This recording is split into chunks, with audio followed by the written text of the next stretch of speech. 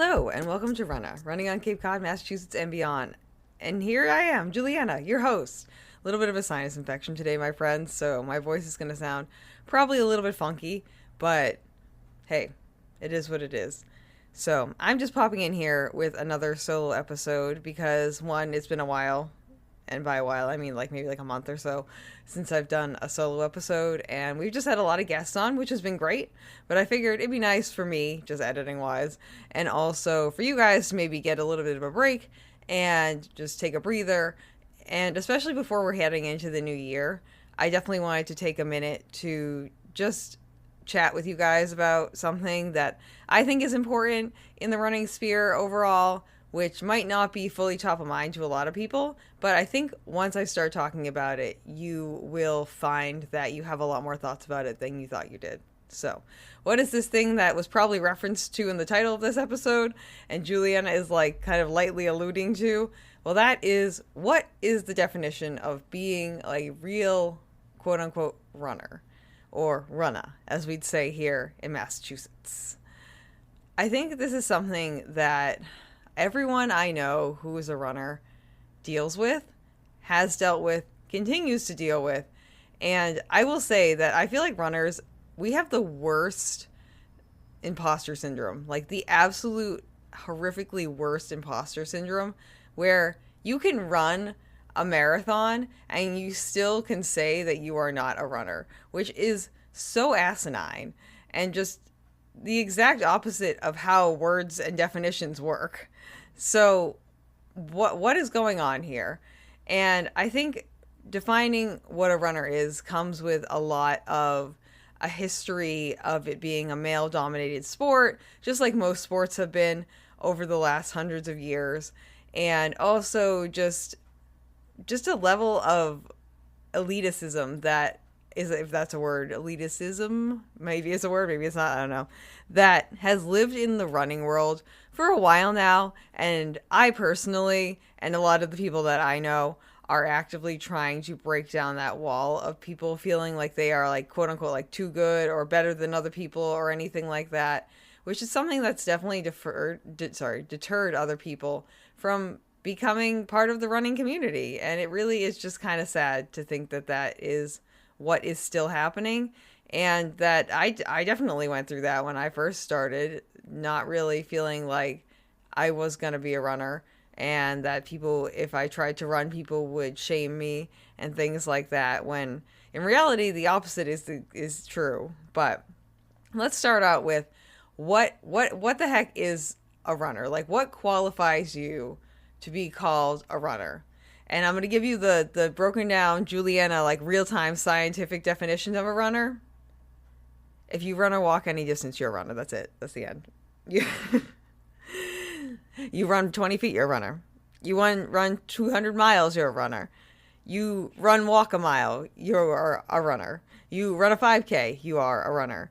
You run a, hour and 15 minute 5K, you're a runner. You run a 2.5 hour full marathon, you are a runner. As long as you are putting your feet in front of each other and you are doing it in the spirit of running, you are a runner. That's it. That's the end. That's my duty. That's kind of the end right there. It's really not that complicated, but it's something that I feel like in our heads as runners, we complicate this so much because we're just okay, I'm a runner, but I've done this, but we just throw buts in front of every single thing that we do, which is not good for our mental health and is not good for our own validation as runners. Because if you think about it, people who are outsiders look at us and they see you running on the streets and they're like, aha, there is a runner. And it's just bonkers bananas crazy to me how many people I know who have run pretty significant distances, never mind just doing training runs or running casually just to stay in shape, but people who are not even just runners, but pretty intense runners, saying that they are not runners. And I'm like, but you are. If you run any distance, you are a runner. That's just how it works. That's what the definition of the word is. Runner is someone who's running. And whether you run once or you run 5 million times, you are still a runner.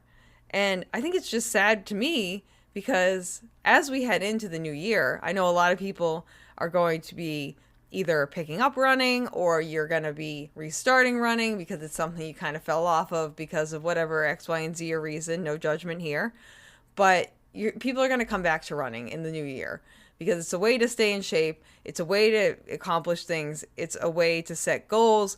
It's a way to build a community. Running is a really fabulous thing and a hobby to take up and an activity to participate in. And I will never, ever, ever discourage someone unless it is like clearly medically not advisable to get involved with running. And even then, I will say get involved with running in some capacity, which could also mean volunteering, race announcing, doing some work for a running organization in some way, shape, or form. But the actual physical running side of it, it's just, it's so good for you in a lot of different ways. But people are going to start coming back to running the next month or so. And a lot of them are not going to consider themselves to be runners. And a lot of people who are still running right now are not going to consider themselves to be runners. And I know when I was running, starting out with running, it took me till when I think when I did my first half marathon to think of myself like actually as a runner, which is wild because I have been running every single day. And oh, actually, no. Now I remember exactly when it finally sunk in for me. Okay, Julianna story time here. Here we go. Strap in, friends. So, after college, me and my friend Paulina decided that we were going to go to Washington, D.C. for a little friend vacation. So we went down to D.C., we did like all the museums and things like that. And while we were there, this is the first trip I had taken post-college. I had just started running after I, like, senior year of high school / graduating high school, had run casually through college. At this point, had run the Falmouth Road race once, and that was kind of where we were at. So when we went to D.C., I got up every morning, and I went running. Paulina does not partake in running. It is not her forte. It is not her desire. She has no desire to be running. So every morning before we went out and did our thing out in DC, I went for a run along the Washington Mall, which was very cool, very pretty, and I got to see a lot of really cool things and some beautiful sunrises, so that was all a win-win across the board. But I remember when we were talking about our plans for our first day in DC after we had taken our plane, because she also came from the Boston area like me, so we flew down together and then landed together, so that was great. I was telling her that, hey, tomorrow morning I'm going to go for a run, if that's okay. And she's like, Julianna, of course you are. You're a runner. That's what you do. I was like, oh, yeah, you're right. I am a runner. At this point, I hadn't run my first half marathon yet. This was pre-first half marathon. But this was post first, like, 5K, 10K. Also, again, like, running every single day kind of deal. And for some reason, her telling me that, largely like unprompted and her with no context for how that kind of hit home with me, really just hit home with me. And all of a sudden I was like, I am a runner. She's right. I am. Because I grew up not being part of a track team. I was never part of a track team or a cross country team or anything that involved running. I did trampoline. Yes, that is a real sport in high school. Not at my high school, at a gym, a gymnastics gym. But I did that. I did theater. I did musical theater. I did chorus. I did jazz choir, show choir. So I was never really in sports at all for the most part. And I never was in running before that. So I didn't grow up with the idea that I was a runner. And I never had the idea that I was a runner. If you asked middle school or high school Julianna if you ever thought that I'd be running marathons right now, I would laugh in your face. I'd be like, this is the stupidest thing I've ever heard in my life. Why would I be running? Why at 31 years old would I be running marathons? That is the dumbest thing I've ever heard in my entire life. Fast forward to right now, here we are. Hi. I love it. It's great. It just took me a while to warm up to the fact that, like, oh yeah, even though I didn't do track or cross country or any kind of competitive running in high school or middle school or in college, I can still be a runner. And it's a process. It's a process getting to that point. And I feel like a lot of people, even if they don't fully identify with every single little tiny facet of the story that I just told, they'll identify with parts of it. And the idea that it's kind of hard to call yourself a runner from an internal perspective. And I think, again, it is a lot of that stigma that's been built up over the years, where running, like most sports, has largely been a male-dominated sport for years. So as females, we also feel less qualified to call ourselves this title, which is so unfortunate and so untrue. And I'm waiting for the day when men's and women's marathon times line up and we don't need a handicap, quote unquote, anymore, because we're getting there.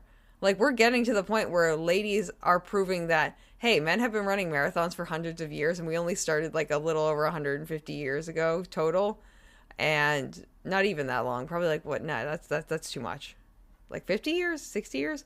We've had a lot less lead-in time. Our warm-up period has been significantly less than men. So the fact that we've been able to go from where we were to where we are now and almost be up where the elite men are is pretty wild and pretty impressive. And the fact that most of the ladies who are winning marathons now are moms. They're doing this after childbirth, which is wild. Absolutely apeshit. Wild. But it just goes to prove just how strong women are. But again, we are also the connoisseurs, us female identifying humans, of self-doubt, of imposter syndrome. So that's something that kind of plays in there too.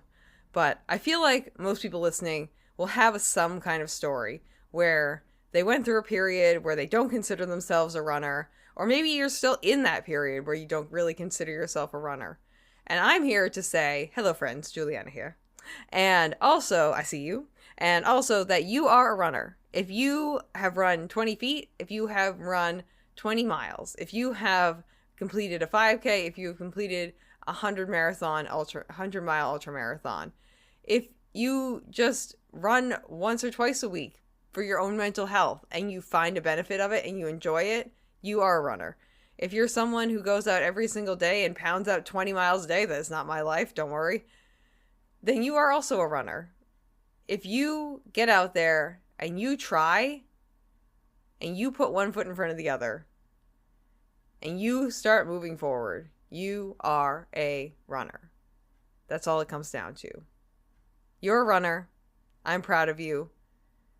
Good luck in 2025, my friends. I'll see you on the other side. Love you very much. Don't forget to subscribe to the show on Apple Podcasts or your podcasting platform of choice. And to subscribe on YouTube if you're listening to this on YouTube.